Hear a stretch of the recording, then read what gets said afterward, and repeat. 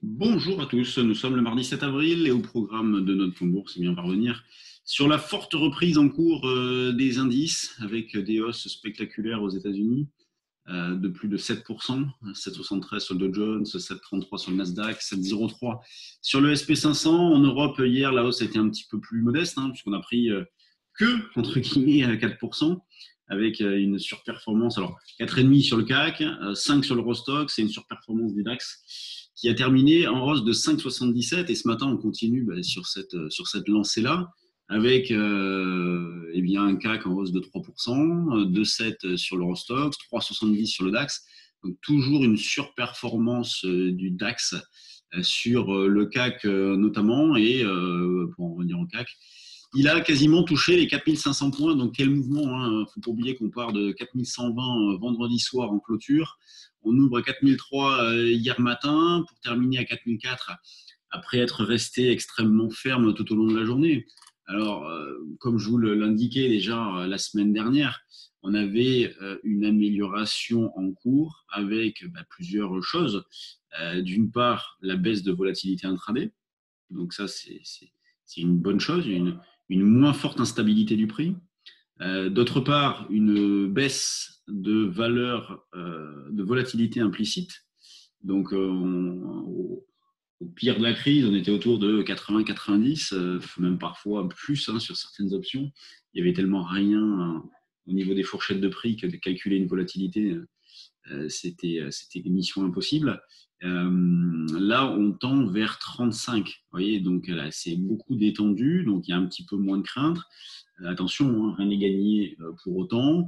Nous, on continue de travailler cette phase avec une tendance de fond baissière mais un biais neutre tant que le marché tient au-dessus des 4150, qui a été bien validé la semaine dernière déjà. Donc, on cherche toujours principalement à vendre, mais avec beaucoup de méfiance. Hier, par exemple, on n'a quasiment pas vendu. Quand je dis quasiment pas, c'est que dès qu'on a tenté des petites ventes, on n'a pas trop insisté puisque ça n'allait pas dans le sens du mouvement en cours. Ce matin, c'est un petit peu pareil. Alors, on a proposé un niveau de vente parce que ça fait partie du jeu, en ce qui concerne nos différents services, mais en précisant bien, en indiquant bien que on n'était pas pressé, que ce n'était pas une obligation non plus. Donc, il y a des temps forts, des temps faibles. On est un petit peu plus sur un temps faible. Et quand on prend du recul, eh bien, l'idée, c'est dans la zone 4150, 4002, éventuellement, on se pose la question d'acheter quelques actions, pourquoi pas. Ce matin, j'ai mis à jour les propositions que nous avons faites ces derniers temps sur le trade du jour. C'est vrai qu'on était un petit peu en retard, mais on fait beaucoup de choses. Donc, on vous demande d'être indulgent. C'est vrai qu'on essaye de suivre au mieux, mais on est de véritables opérateurs de marché. Donc, on ne fait pas que parler, que communiquer, que faire des propositions. On trade avant tout. Donc, c'est vrai que parfois, on est pris par les marchés en tradant beaucoup. Donc, on n'est pas toujours à jour. On fait de notre mieux, croyez-nous. Tout à l'heure, on verra les actions d'ailleurs avec justement les valeurs en retard qui se reprennent bien ce matin. On verra Unibail, Airbus, Accor. Et donc là, on continue de travailler vendeur. Oui, ce que je voulais dire, c'est que la semaine dernière, pendant le stage action, on avait des configurations aussi en amélioration sur certaines valeurs. Justement, Airbus, qui en est hausse aujourd'hui, qu'on verra tout à l'heure, elle était en situation de double appui. Il y en avait plusieurs comme ça. Donc, c'était pas, suffisant pour que l'on achète sec de l'indice et jouer un mouvement haussier. Non, c'était pas suffisant. Mais en tout cas, ça devait vraiment nous alerter et nous rendre méfiants sur les ventes, ce que nous sommes actuellement. Donc, s'il y a de jolis signaux techniques, on ne va pas hésiter à les jouer. Pour l'instant, ce n'est pas le cas. On est à proximité de la moyenne mobile, on verra. Donc, on continue de privilégier un sens prioritaire vendeur. Le marché peut facilement se dégonfler. Il monte un peu dans le vide, il peut baisser dans le vide aussi. Mais en tout cas, si vous avez acheté précédemment, il faut penser à marquer le coup dans la zone des 4005, 4006, il faut marquer le coup. La fois précédente, on était allé chercher combien 560 et puis derrière, on était revenu à 4100. Donc, sur le fond, il n'y a pas tellement de changements. Donc, il faut bouger un petit peu, il faut prendre des décisions. Sur l'Eurostoxx, alors ce matin, je proposais un niveau d'intervention, c'était 2850-60. Je disais, Bon, on n'est pas pressé de vendre, mais si vous souhaitez le faire quand même, la résistance est 2850-60. Donc derrière, bon, on va dire qu'on valide la résistance, on revient un petit peu en arrière.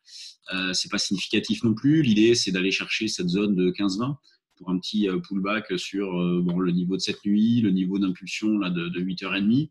Donc c'est ce qui a été proposé ce matin.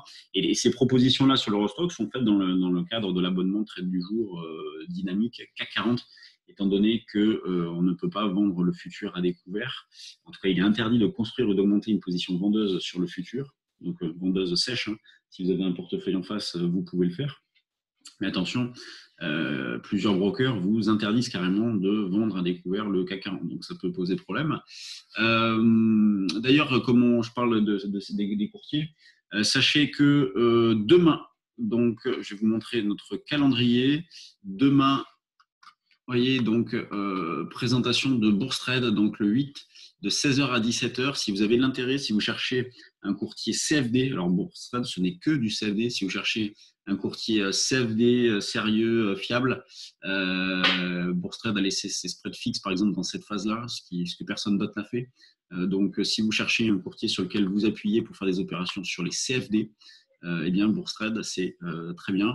Et donc là, vous avez sous les yeux notre calendrier avec hier soir le début de notre formation d'initiation. J'en ai fait la première partie, je ferai la deuxième ce soir. Porte ouverte de présentation de nos activités, donc de 11h à midi demain aussi. Donc si vous souhaitez en savoir plus sur qui nous sommes, ce que nous faisons, c'est l'occasion idéale. Des trading live aussi, donc démonstration de trading. Et vendredi et lundi, pensez que les marchés seront fermés. C'est le week-end de Pâques. Donc vendredi, samedi, dimanche, lundi, pas de bourse, donc pas de plan bourse évidemment. Et une révision future semaine prochaine, gratuite, adressée à ceux qui ont participé à notre stage futur déjà, donc de 11h à midi, le 14. Et ensuite, formation Forex le 16 et nos gros stages de futur et options à la fin du mois, donc qui se feront en ligne, quelle que soit la situation concernant le confinement. Donc, en avril, ce qui est précisé là, toutes nos sessions auront lieu en ligne et vous pourrez tout et refaire tous ces stages-là en présentiel une fois la situation revenue à la normale. Alors, revenons par exemple aux indices, donc au DAX. Avec, ce matin, on a vendu un petit peu vers 350, c'est pas terrible, on est allé chercher 100 points dessus. Qu'est-ce que 100 points maintenant? À une époque, c'était énorme, là maintenant, ça bouge comme dans du beurre. Donc, on peut sortir sur un petit pullback, reprendre, vous voyez, on peut être dynamique. Donc, je vais mettre un petit commentaire sur le trade du jour. L'eurodoll, lui, il est plutôt calme. Là, on a une reprise technique, donc ça va nous permettre de vendre un petit peu. Le niveau de vente proposé ce matin n'a pas été tout à fait atteint. Donc, on continue de travailler avec un biais baissier sur l'eurodoll avec un gros niveau, un 0,780, un gros support. Donc, pour l'instant, qui a été bien validé. Donc, méfiance sur les reprises de vente. Sur les actions, on en parlait tout à l'heure. Je change d'écran, le voici. Donc, sur les actions, vous voyez, par exemple, l'Airbus, joli double appui. Donc, on avait analysé la situation pendant le stage action de la semaine dernière, donc de vendredi notamment, en disant, voilà, Airbus, pourquoi pas? Il n'y a pas de signal, il n'y a rien, mais il y a un repère graphique. Unibail aussi, vous voyez, toutes ces valeurs qui sont très en retard, qui ont beaucoup morflé, Unibail, Airbus, surperforment dans cette phase-là. L'automobile aussi, Peugeot, qui est pas trop mal. Les financières, donc ceux que j'ai en tête, si c'est quelques de hausse, c'est pas mal. Donc pour l'instant, il n'y a pas de signaux. Hein. C'est toujours pareil. Hein. On a des reprises qui sont violentes, mais il n'y a pas de signal. Le CAC, lui, il est en hausse de 2,6%. On se rapproche donc d'un double top par ici, sur les derniers plus hauts, la zone des 4550. Le volume 343 millions, c'est pas énorme, c'est conforme à ce qu'on a ces derniers temps. Sanofi Total en sous-performance, il faut dire Total, c'est quand même très fortement repris, même à l'ouverture, elle était bien, elle revient un petit peu en arrière. Non, ça c'est Schneider, donc Total est là. Voilà, donc avec une forte reprise ces derniers temps, et puis là, elle est revenue un petit peu en arrière depuis. Sanofi qui s'est bien comporté aussi dans cette phase-là. Alors, elle a beaucoup baissé, mais elle est vite repartie. Donc, des choses un petit peu favorables en ce qui concerne les news.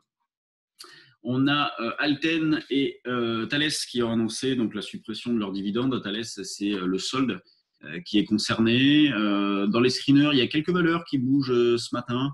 Donc, il y a un petit peu d'activité, il y a un petit peu de spéculation. Donc, on voit que le moral reste plutôt correct au vu de la période, au vu de ce qui se passe. C'est plutôt pas mal. Vous voyez, les screeners sont plutôt pas mal fournis avec de belles hausses. Donc, c'est une phase plutôt propice à la spéculation sur les mid et small également. Et donc, les grosses, c'est vraiment celles qui ont sous-performé, qui ont le plus baissé, qui se comportent plutôt pas mal.